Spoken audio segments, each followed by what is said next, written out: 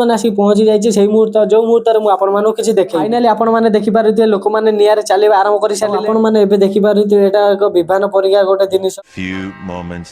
Hello hi सांग मैंने Odia blogger दीपक channel तरफ आपको स्वागत। यहीटा हूँ मोर प्रथम ब्लॉग जो ब्लॉग में आपको किसी यूनिक जिनस देखी आई ब्लॉग में मुझे नुआपाटणार छामु यात्रा देखा जेहेतु प्रथम ब्लॉग मुझे अनुरोध करुच्ची गोटे सब्सक्राइब और ये वीडियोटा गोटे लाइक टे करेंगे।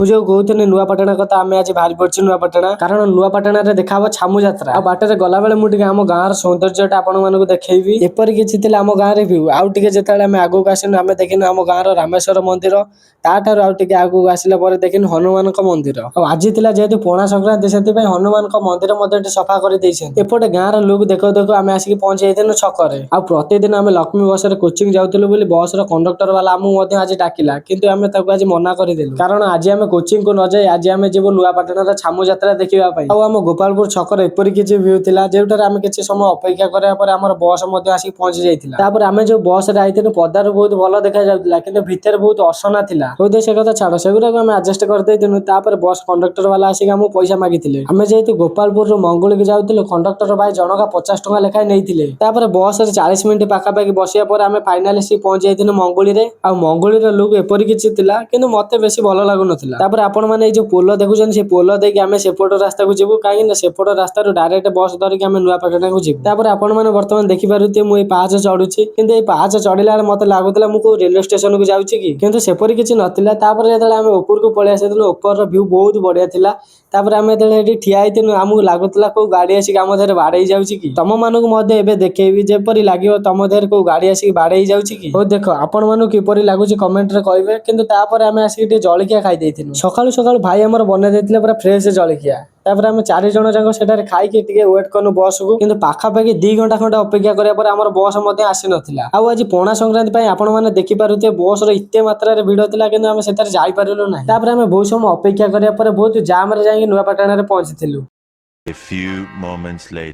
तो फाइनाली आमे आज आसिक पहुंच जाइए नुआपाटना रे आमे बस रे ओलो ओलो आमको दे देलेनी पणा कारण आपन तो जानिछन आज पणा संक्रांति सेटारे किछि समय अपेक्षा करिया पर बिनुर मामू आसिक आमको नै जाइथिले रूम को आ रूम रे पहुंची सारिया पर आमे टे बसी गलु एसी रे तापर किछि समय पर आमे टे फ्रेश हे गलु तापर आपन माने देखि पारुते रूम रो लुक एपरि किछि थिला। तो सांग माने मु जो कहतिनी झामु यात्रा आसिया पई आमे आसी फाइनाली नुआपाटना रे पहुंची जाइछु तापर एटा थिला हमर रूम किछि समय आमे अपेक्षा करिया पर माने आमे फ्रेश हेजु फ्रेश हे साइला पर आमे जिमु आउ टिके पर झामु यात्रा देखिया झामु यात्रा जेतेले आमे पहुंचीमु मु तमर वीडियो करी भलो भाबरे सब देखेबी ए लगे आमे रहलु रेस्ट नेनु किछि समय पर आमे बाहरी जीवु वर्तमान आसिक पहुंची जाइए से मुहूर्त जो मुहूर्त में आपको किसी देखी आपण मैंने भावुए झामु यात्रा कौन झामु झामु झामु होउची किंतु एबे जानिबे वर्तमान झामु यात्रा कौन आमे जेतेले एठाकू पळे आसीथिलु एठारे किछि गात खोला कि गरम कोइला पोता जाइतिला किंतु मु जानि पारिलेनी एटा कोन पई पोता जाइतिला तापर मु जेतेले बिन्नू को पचारिली से कहला एठारे लोक चालिबे तापर मु ता कथा सुनी पूरा आश्चर्य होई गेली मु भाबिनी को सतरे गरम कोइला पर लोक चालिबे चलो देखिया कोन होउची आउ हां एपटे मध्ये जल छत्र खोला जाइतिला जोतरे कि अनेक लोक पे संतुष्ट मध्ये होउथिले तापर सेटारे गरम कोइला पोता आइतिला बोली बहुत जोर गरम होउतिला आम ठंडा लागिया पई आमे बरगछ मूल को पळे आसीथिलु आउ थरे कहि रखुची जे माने मो चैनल को सब्सक्राइब करिना ते प्लीज सब्सक्राइब कर देबे एवं ए वीडियो रे गोटे लाइक टे करिवे तापर पुनी फाइनली आसी के आमे टिया जाइतिनु देखिबु लोक सतरे कोन निया ऊपर चालिबे आउ एपटे समय जते घने घने आसुतिला एपटे लोक संख्या मध्ये सेते बड़ी बड़ी चलतिला आउ सेठारे हठात किना भेट होयला आम गाँव रे गोटे छुआ से मते कहला मोर गोटे वीडियो कर मु टिके हाई करि देबी आउ एपटे फाइनली सेही समय आसी पहुंची जाइछि जो समय लोक माने निया रे चालिबे ता पूर्व प्रस्तुति करदेले निया को आउ टिके मध्ये गरम करदेले आउ सेतले सूर्यंकर ताप एवं ए ताप मिसिक जो गरम होउतिला बहुत जोर झाळ मध्ये बाहरुतिला तापर आउ गोटे पटको बुलिकी देखिला बेलू सुबिला ढोलर शब्द तापर सेठाको देखिला बेलू किछि लोक भेष होई एठाको माडी आसुतिले आउ सी जेतले एठाको आसी पहुंचले तांको किछि लोक पूजा करिया आरंभ करदेले तो आपण माने एबे देखि पारुते लोक मानकर केते गहळी होइसाइलानी तापर से मानो किछि समय पूजा करिया पर हमर आरंभ होयला मेन कार्यक्रम तो फाइनली आपण माने देखि पारुते लोक माने नियारे चालिबा आरंभ करि सारिलेनी ठीक सेही समय बिन्नू को मु पचारिले ए माने नियारे चालुछन्ते आंकर गोड़ कोन पई फुटुका हो नाही आउ सीए कहला जे माने भलो काम करितांती तांकर गोड़ किछि होय नाही आउ जे माने पाप करितांती से मानकर गोड़ निश्चय फुटुका हो जाय आउ आपण माने एपटे देखि पारुती जे माने दौडुचन्ती से माने गोटे गोटे छोट छुआ को नेकी दौडुचन्ती कारण जदि गोटे छोट छुआटे डरी जाइते ताकू दर्टी दौड़ी पारेबा नाही जदि ताकू काखे के माने दौड़ै दियंती तबे तांकर डर मध्ये दूर होई जाय थाए किंतु एगुरा को देखि मोर विश्वास होने कि कोइला गरम थिला बोली तापर मु जेतले शेष रे देखिनी आया पर पानी पका जाउची एतरे सतरे धुआं बाहरुतिला तापर जाय मोर विश्वास होला जे सतरे या गरम थिला बोली ठीक ଏଇ ସମୟରେ ପାଖାପାଖି 5,000 ଖଣ୍ଡେ ଲୋକ ସେଠାରେ ଜମି ଯାଇଥିଲେ, କାରଣ ଏଇ ପର୍ବଟା ବର୍ଷକରେ ଥରେ ହଉଛି ନା। ତାପରେ ଯେତେବେଳେ ସବୁ ଲୋକ ଘରକୁ ଯିବାକୁ ଲାଗିଲେ ସେଇ ସମୟରେ ମତେ ବିନୁ କହିଲା ଏମାନେ ଯୋଉ ନିଆଁ ଉପରେ ଚାଲୁଥିଲେ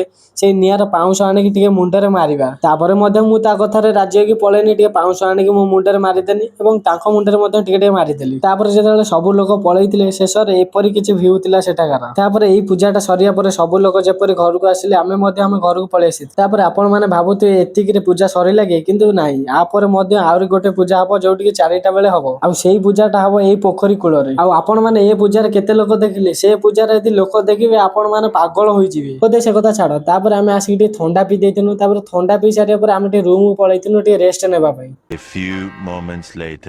ତ ମୁଁ ଯୋଉ କହୁଥିଲି ଆଉ ଗୋଟେ ପୂଜା ଦେଖିବା କଥା, ସେ ପୂଜା ଦେଖିବା ପୂର୍ବରୁ ମୋର ଗୋଟେ ନାନୀ ସେଠାକାର ଫୋନ କରିଥିଲା।